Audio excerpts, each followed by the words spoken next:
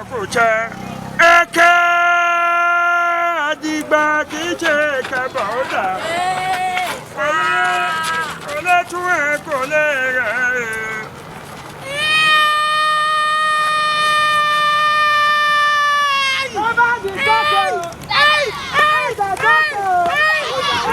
Ayorinde Kolawole Kabiyesi is a royal father in Benin Republic, the king of the night, and president of the IMULE Foundation.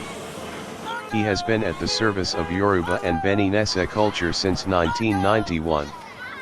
In Takon in the Plateau department, he finds his muse in a museum where one can find almost everything.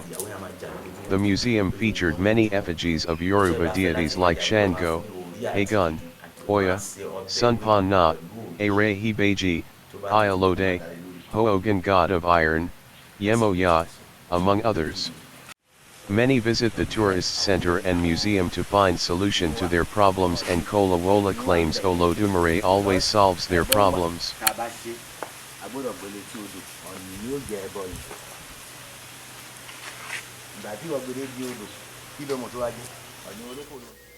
Okay, my name is Ayorinde Kolawole Kabiyesi of Republic of Benin. Some time now, she go before Africa. In name of Olodumare. Yeah. Oníṣègùn ìbílẹ̀ ni èmi tó dájú tó lè dára ẹ̀ lójú. Oníṣègùn ìbílẹ̀ ni mi. But oníṣègùn ìbílẹ̀ tèmi is not open for anybody. She's open for who? Ẹni tó nígbàgbọ́. Kò lè débi kó lóun ò ní nǹkan tó ń fẹ́. Àfi tí ò bá ní ìgbàgbọ́. So mo jẹ́ oníṣègùn ìbílẹ̀. Mo tún padà mo wá jẹ́ ẹni tó máa ń tọ́jú àwọn nǹkan àtijọ́, tó máa ń gba nǹkan àtijọ́, tó máa ń ra nǹkan àtijọ́, àbí àwọn tó gba ẹ̀sìn, who no believe our culture, who believe the other culture, they need to carry this and go and throw away. I need to take it for them.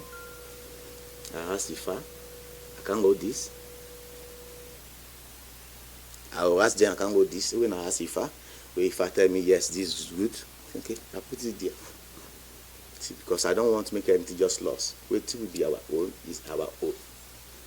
I don't want to make anything lost. So, I'm just, no. Before my name is Lawrence, I'm Christian because I started Christian for 5 years. I don't know anything. I don't know what I'm doing for church. My name is Akim. I'm going to mosque for 6 years. I just say who they from now again. What is my game? When I come to my dojin, to my own tradition now I get myself. I see myself. I believe of them. I believe my team pass anything. So I'm going to court. I'm going to court to meet them, to tell them, say, I want to come out my name, this Lawrence. I want to come out this Lawrence. Because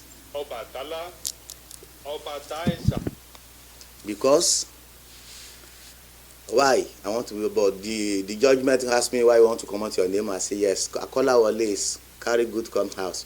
Ayorinde is be like say good come house. But I don't know the meaning of Lawrence. Since they were come out Lawrence for my name, why they spell my name and this Kolawole they call me. Since that day, are they okay till today? So I just go tell many people where they give, where they don't want to give traditional name to their children, and then they waste their children's life. If your children can't buy car to give you tomorrow, it's you. Because the name where you call your children don't get meaning. Meaning. So everybody need to have name where get meaning. My name is Kolawole. Ola is good, is richest. Wole is enter. Today Ola is coming to me. Ayorinde, I laugh every day with my wife, laugh with my friend, I dey happy. I don't need anything. That's the name that make me grow. and let me see what I'm fine for my life. So orúkọ ìbílẹ̀ ṣe kókó. Before, if your mother born you, if your father born you, you don't know what to do. You just do what you do. If you go to school, take everything for school. If you want to be something, you will be. If you don't want to be something, you will be. I go school small. I just go school small because I don't believe in the school. Why I don't believe in school? When I have 7 and 6 years, I'm thinking for myself, why they don't learn my language? Why these people want me they learn their language? They don't give us chance to learn our own language. From there, I say, no, I'll go learn work. I leave school. I don't go to school. I don't have anything for school. I don't do school. I just do for primary 4. Finish. But I have money past people where do.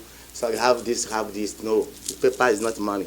No, go school is not money. If you go school, who no go school, now you go the right for them, now you go to do this. But I forget about school. I go and learn for organizer. I open my shop. For so many years, I don't see anything. Nobody they come and say, come, I want to do tire. And I work in the tire. No. But one, my mother, they tell me, say, anywhere you want to go, you need to be safe people. You need to help people who have problems. You need to do this, you need to do this. So I asked my mother, how I go do to know this when I no learned?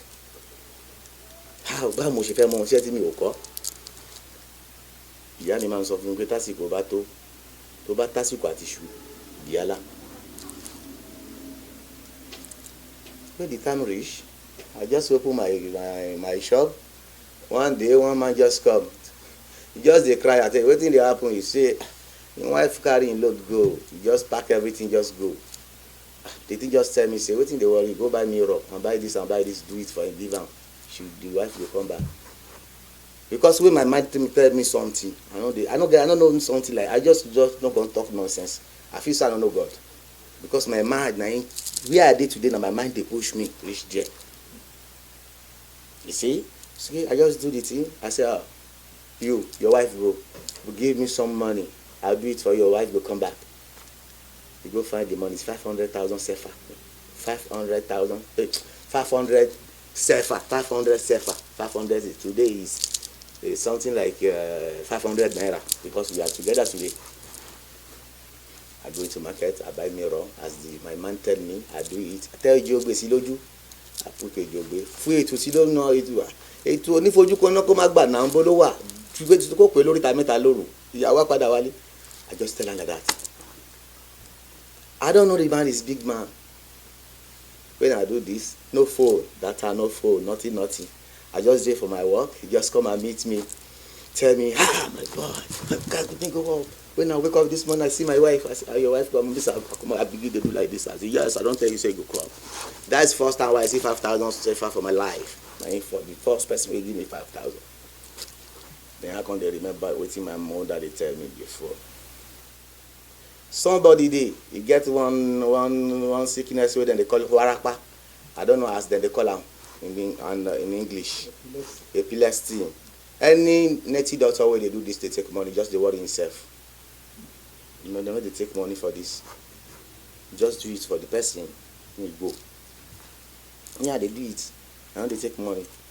Because sickness money can't carry sickness money. They do anything. It be like say, profit, don't get profit. Banu ìṣòro ẹni tó ń fi rówó. Orí ń fọ́ mi, torí orí ń fọ́ mi. Oni kin ge banu ìṣòro mi fi ní owó ni ẹ. Gbé mi sípò kí n dọ̀gá ká máa jọ náwó bẹ̀. Òun làwa náà. Ọ̀fẹ́ lèmi máa ń wá ẹ̀sán. Kò sáìsàn náà. Mi dẹ̀ ní wọnú pépà o. So gbàdí mo ṣiṣẹ́ wárápá wa ń yọ ọ̀gá yẹn lẹ́nu. Tá a bá rí kéré kú nígbà yẹn, bàbá yẹn ló wà ní school supreme. Ló wà ń gbà náà, nífẹ̀ẹ́ porúkọ ẹ̀ torí ọ̀gá ńlá ni. Òun ló wà ń bẹ̀ ń gbà náà. Ìyàwó ẹ̀ kárápá dẹ̀ máa ń ṣe ìyàwó ẹ̀. Tójó bá dà lóru kárápá máa ń gbé. Cash down. The first day when they carry me go there, tell me say, wetin dey worry my wife no be small pikin like this go do am. Because I born 1969. I'm in my 50 years now. Yes. By that time, I start this work when I have 21 years. You see, just tell me when I go there. But the day where I don't put leg for that house, that thing they catch that woman every day. Before na rain they fall. Where that thing they cash out, come begin the cash out every day. Now the man come tire, come say, go carry this man come for me. And then they come carry it. When I reach there, then say them, because that I don't have money, I don't have anything. Don't have anything. I say just give him 1,000 sefer. She give him the 1,000 sefer. I buy what I want buy. My man tell me go buy this, and buy this, I do it like this. But don't put water, put beer where we they drink, put it inside. Now that beer go take do water for this thing. If you do not go make that thing with the carry for belly. That's how I do my thing. But the money remain for me that day. Put them for my pocket, I not give her. When I give her, as this medicament, as this thing enter the house, the thing not do with me again. I don't forget. I don't remember again. I still they do my organizer. I don't forget. One day I just did black because all the big man that town they use black car. I just did the black car, 504 black, just park. Then open door, they say make I enter. I say, everything I do, they just carry me. For where I teach this word, I say, now God, you say yes. Come look waiting my wife vomit. Obi alangba. Alangba akwata but tó bá ti gúnra wọn wọ́n ṣubú nbí. Obi alangba. Ibi tí mo ti dológun ni. Bàbá yẹn wá sọ fún mi pé fi iṣẹ́ tó ń ṣe sílẹ̀, iṣẹ́ tó lọ́n fi ràn ẹni. Ó jù mí lọ ngba yẹn, bàbá yẹn ti dàgbà àsìkò yẹn, bàbá yẹn ti ní nǹkan bí 60 something. Èmi sì ní nǹkan bí 90. Ó ṣe níṣẹ́ mi ní iṣẹ́ báyìí níṣẹ́ mi fi iṣẹ́ yẹn lẹ̀. Òun lẹ́nu àkọ́kọ́ tó kọ́kọ́ rẹ́ǹtì ilé fún mi. Òun ló máa ń mú àwọn èèyàn wá fún mi. Ló fi jẹ́ pé nísìnyí ò mọ báwọn ọmọ yahoo boy àbí kìíní àwọn ìwọ́dọ̀ tèmi tí ò bá jẹ́ mínísítà àjọgà ńlá kan mo bẹ̀rẹ̀ sí gúnkè mo ṣiṣẹ́ fáwọn èèyàn ńlá títí wọ ìlú àgbáyé lónìí. Bí mo ṣe dológun nìyẹn, bẹ́ẹ̀ tí mi ò lè sọ pé mi ò lọ́gàá. Gbogbo eléyìí tó wà lókè yìí ìpàkárí iṣẹ́ ọwọ́ èèyàn ká sọ pé eléyìí ti pọ̀ jù ta ló fún. So bí ìpè ṣe wà nínú mùsùlùmí tí ìpè wà nínú kìrìsìtẹ́nì bẹ́ẹ̀ ni ìpè wà nínú babaláwo àti oníṣègùn. Ẹ má ṣe mistake, babaláwo àti oníṣègùn because of what? Àwọn èèyàn sọ pé kò séwé, àwọn èèyàn sọ pé kò ségbò, kò séwé, kò ségbò. Ohun tó jẹ́ káwọn èèyàn máa sọ pé kò séwé, ohun tó jẹ́ káwọn èèyàn máa sọ pé kò ségbò, máa jẹ́ kẹ́ mọ̀. Kí ni nǹkan náà? Okay. O ní problem, egbò wà lẹ́sẹ̀. Iṣẹ́ ẹ̀ ò lọ dédé. It's not babaláwo work.